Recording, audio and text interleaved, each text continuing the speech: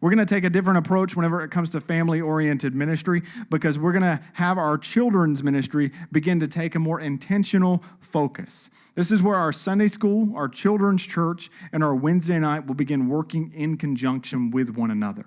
They will work to form a relationship between one another.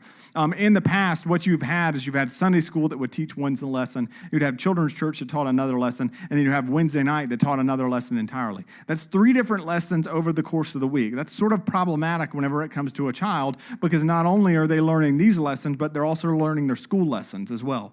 So it's hard to retain such information. Even as adults, it would be hard for us to retain that amount of information. So what we're hoping to do is bring some synergy. That's a word that I like to use. That's synchronization combined with energy. And so we bring some synergy to our children's ministry, in which now our children's ministry is one in which the children's church, the Sunday school, and the Wednesday night will all be focused in the same direction. There will be a common theme. There will be a common Bible story throughout the course of the week. And as each week changes, so does the Bible story that corresponds with that. And the children will have an intentional focus, and the teachers will no longer be competing against one another, but they'll be working in conjunction with one another in order to teach these children.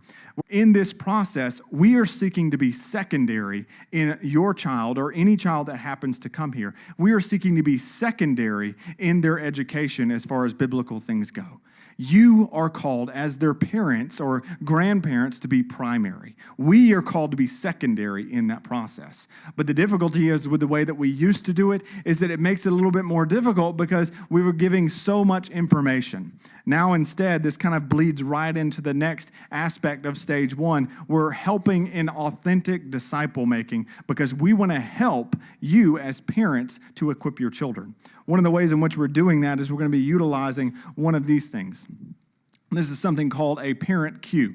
And what is done is at the beginning of every single month, you as a parent are going to receive one of these, and there'll be extras because inevitably you're going to lose it because I'm going to lose it because it'll be in the floorboard with 1,000 other papers that I have. So ultimately, there's going to be these that are available to you. And you say, well, what exactly is this? This lines out exactly what your child is learning throughout the entirety of the month, so that you know in advance. No longer do you get in the car after church and go, what do you learn? And they go, about Jesus. To where there's really no, well, what about Jesus? He's God's son. Okay, thank you, end of conversation. I don't feel like pulling any more teeth. Now you'll know specifically. You'll know the virtue that they're going to be learning about throughout the entirety of the month. You know the Bible verse that each one of their classes is wanting them to memorize, to have that information implanted